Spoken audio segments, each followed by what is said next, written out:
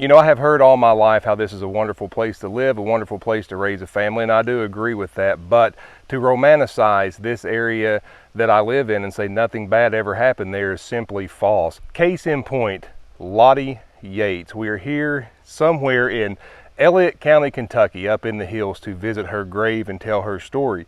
She was married to a man named Mr. Porter. Mr. Porter was a teacher and by all accounts was an upstanding member of the community.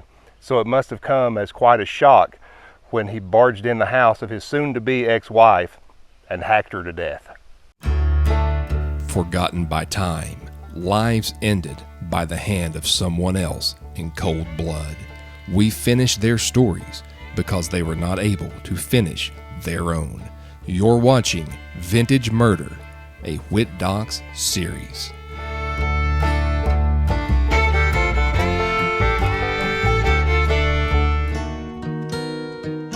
The year was 1889. Charlotte Lottie Yates was just a teenager when she fell in love and married her husband, Austin Porter. Lottie Yates was the daughter of wealthy and influential citizen George Washington Yates. Her father, George Yates, was born in the much larger city of Louisville, Kentucky, and for some unknown reason made his way to the hills of northeast Kentucky. He would marry his wife, Perlina McDavid, from the tiny little community of Willard, Kentucky in Carter County.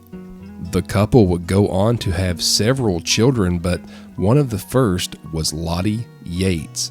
Austin Porter was a little older than Lottie, and taking a younger bride, even one of her years, wasn't exactly uncommon for the time period. Porter was an admirable man as well. He was a school teacher. Not only was he admirable and not only was he a school teacher, he was a handsome man as well, so undoubtedly, being young and successful, even being married, he would catch the eye of young ladies in the community. As a matter of fact, this is where our story begins to take a dark turn. Oh, he caught the eye of someone, to be sure, a student in his classroom. Have you ever heard of someone being so smitten with another that it turned into an obsession, becoming a fascination so dark that they would do anything to get the person that they wanted? Anything. That's what happened. Austin Porter was probably used to the little crushes that his female students and other young women of the community would have on him. However, he was a married man, and I honestly haven't found any evidence that would suggest unfaithfulness to Lottie. As the old saying goes, jealousy is crueler than the grave. And it is that jealous and intense emotion that led an admiring student of Porter's to craft a scheme to win his love. She knew that Porter was married, and she knew that getting his undivided attention was going to be nearly impossible. So she went to Lottie. "I think you should know your husband has a girlfriend." "What? How could this be? We are married." All it took was that one exclamation to begin to drive a wedge between Lottie and Austin. Lottie was a young mother, so all of this would have hit her especially hard. Was it true, or was it a case of manipulation? How was Lottie to know? For whatever reason, unknown to us today, she believed it must have had a fiber of truth. She would leave her husband and move back in with her parents, and the story goes that her father, George Washington Yates, told Porter to stay away as far as possible from his daughter.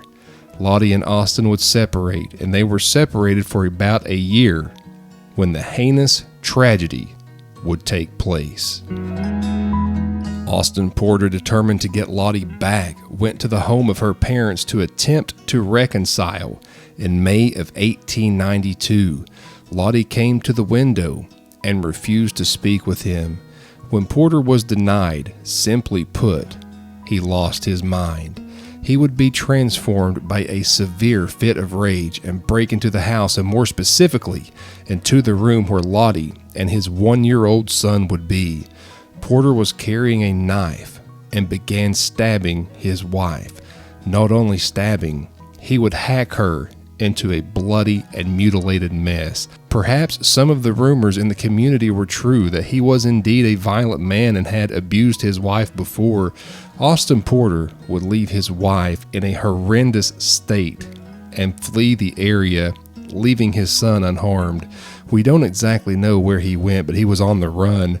Rumors said that he ended up with a close friend hiding out. That small little community was shook, confused, heartbroken, and yes, enraged. You see, the story doesn't end here. Right now, we are at the grave of Lottie Yates. It is said that Austin Porter watched his wife's funeral from a nearby hillside, which could have very well been at this location. With Lottie laid to rest, the search was on, and it was pretty clear who the culprit was. It is unclear if Austin Porter was captured or if he surrendered, but either way, he was in custody and was quick to confess. He would be taken to the jail at the county seat in Grayson, Kentucky, and believe me, the story doesn't end here. Justice was about to be served, but not the justice you would think. This would be justice of a different kind, justice that would make a criminal shake just thinking about it. Lynch mob justice.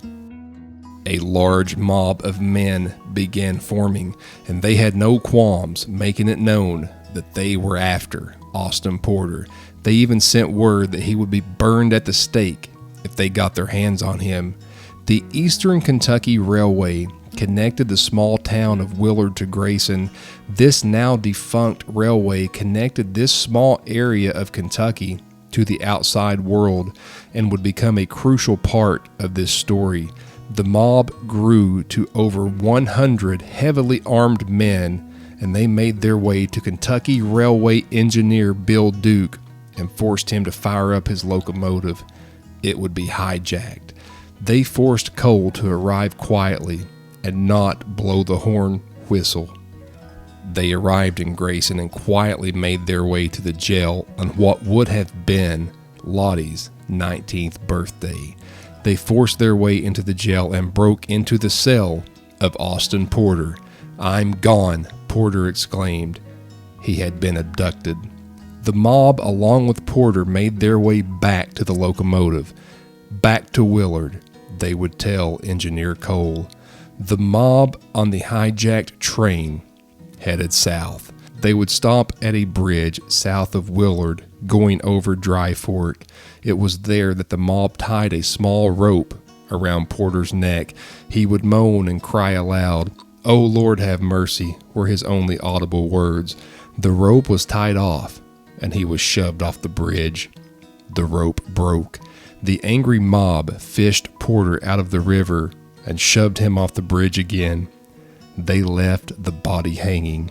By 10 a.m. the following morning, his body was surrounded by onlookers.